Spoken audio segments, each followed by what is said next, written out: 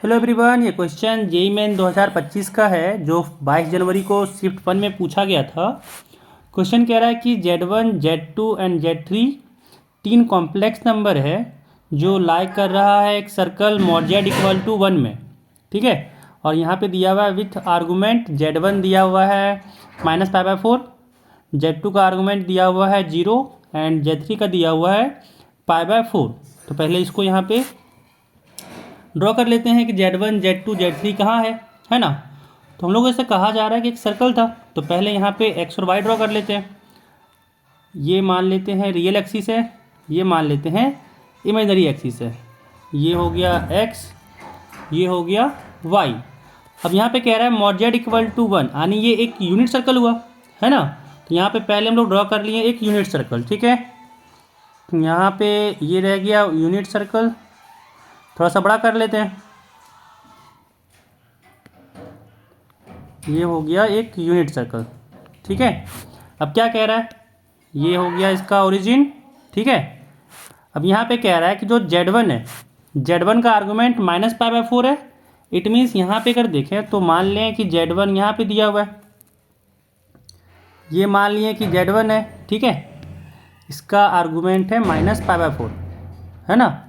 तो यहाँ पे ये हो गया आपका Z1, और यहाँ पे कह सकते हैं कि मॉडुलस ऑफ जो Z1 होगा, इसका जो मॉडुलस आएगा यहाँ पे, मॉडुलस ऑफ Z1 ये भी 1 होगा, है ना। यूनिट सर्कल है तो मॉडुलस ऑफ Z1 भी 1 होगा। यहाँ पे Z1 है। अब याद किए Z2 के लिए तो आर्गूमेंट 0 था। यहाँ पे Z2 की बात करें तो उसका आर्गूमेंट 0 है, यानी वो एक्स एक्सिस पे ही लाई किया। यानी जो यहाँ पे जो Z2 है वो कहाँ लाई किया, रियल एक्सिस पे ही लाई किया, है ना। ये हो जाएगा यहाँ पे, ये हो गया यहाँ पे Z2। ठीक है, अब Z3 की बात करें तो Z3 कहा जा रहा है, उसका आर्गूमेंट दिया हुआ है π/4, यानी ये कहीं फर्स्ट क्वाड्रेंट में लाई किया इधर। ठीक है, ये इधर कहीं लाई किया। ये हो गया आपका Z3। तो यहाँ पे अगर देखें तो ये π/4 है, ये यहाँ पे देखें तो ये π/4 था, ये -π/4 था, है ना। यहाँ पे भी अगर बात करें तो मॉडुलस ऑफ Z3 1 ही होगा, मॉडुलस ऑफ Z2 भी कितना होगा, 1 होगा, क्योंकि सारा यूनिट सर्कल पर लाई कर रहा है, सारा यहाँ पे यूनिट सर्कल पे ही लाई कर रहा है।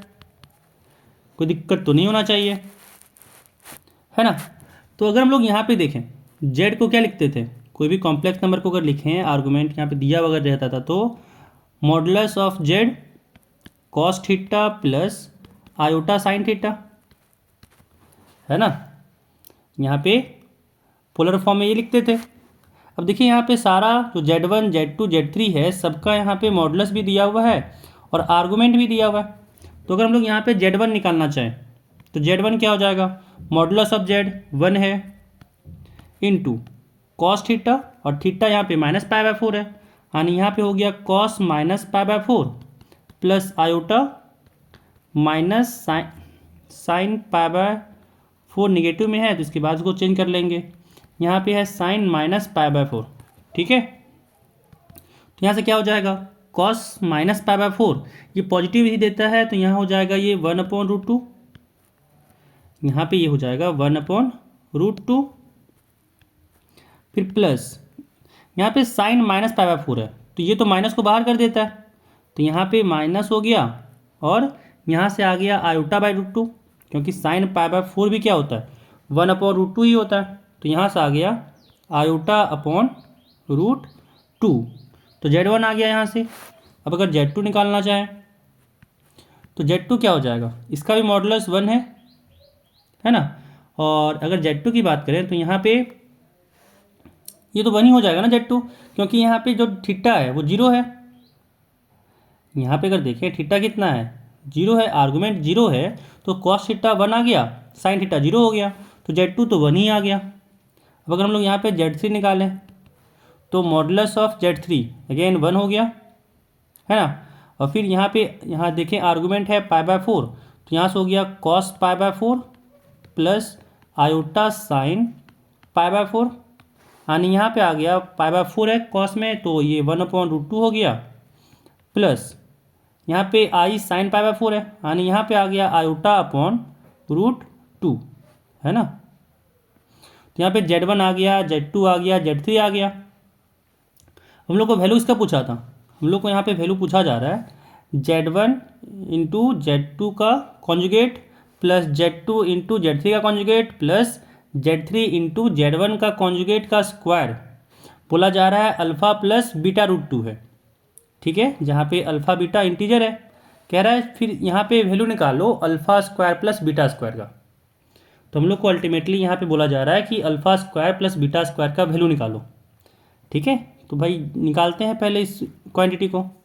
तो Z1 इंटू Z2 कॉन्जुगेट है, यहाँ पे दिया हुआ है Z1 into Z2 conjugate, Z1 into Z2 conjugate plus चाहिए यहाँ पे Z2 into Z3 conjugate plus Z3 into Z1 conjugate, ये ना चाहिए।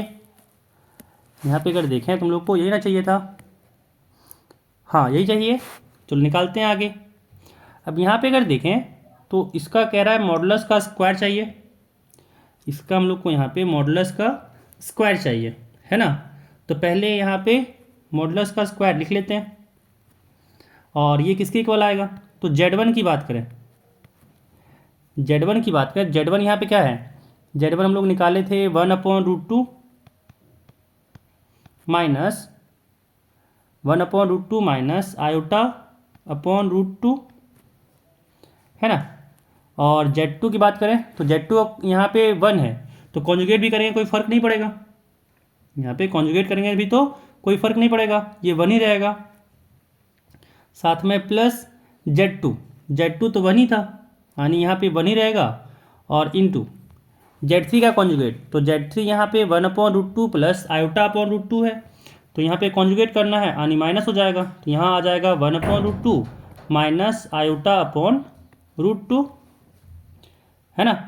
फिर यहाँ पे प्लस Z3 है, तो Z3 यहाँ पे है 1/√2 प्लस आयोटा अपॉन √2, एंड यहाँ पे फिर चाहिए Z1 का कॉन्जुगेट, तो Z1 का कॉन्जुगेट यहाँ पे है 1/√2 माइनस आयोटा अपॉन √2, तो जब कॉन्जुगेट लगाएंगे तो ये वाला प्लस हो जाएगा, यानी यहाँ पे आ जाएगा 1/√2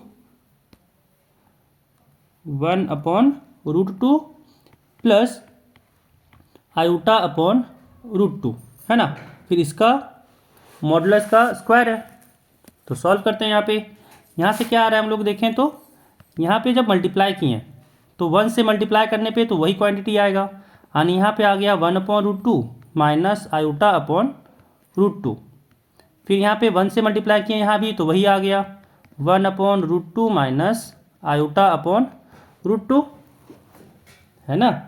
अब फिर यहाँ पे देखें तो iota upon 1/√2 plus iota upon √2 का स्क्वायर है ना, क्योंकि a इंटू ए स्क्वायर होता है। अब यहाँ पे जब मल्टीप्लाई किए तो क्या हो जाएगा, ये a square plus b square, यानी यहाँ पे आया 1/√2 का स्क्वायर, 1/√2 का स्क्वायर, फिर प्लस b स्क्वायर होगा, यानी आयोटा अपॉन √2 का स्क्वायर, तो आयोटा का स्क्वायर -1 होता है, यानी यहाँ पे आ गया माइनस ऑफ √2 का स्क्वायर, है ना।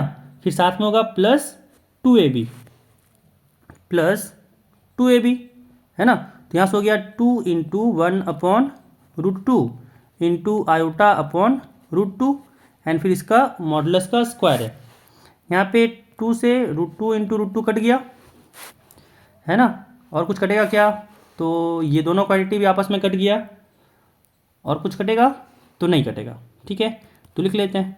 अब यहाँ पे 1/√2 प्लस 1/√2 है, तो ये तो आ गया 2/√2, एंड यहाँ पे आयोटा में भी देखें तो यहाँ से भी आ गया -2 आयोटा अपॉन √2, और यहाँ पे कुछ बचा हुआ है, हाँ ये वाला क्वांटिटी बचा हुआ है अभी, तो यहाँ से आ गया प्लस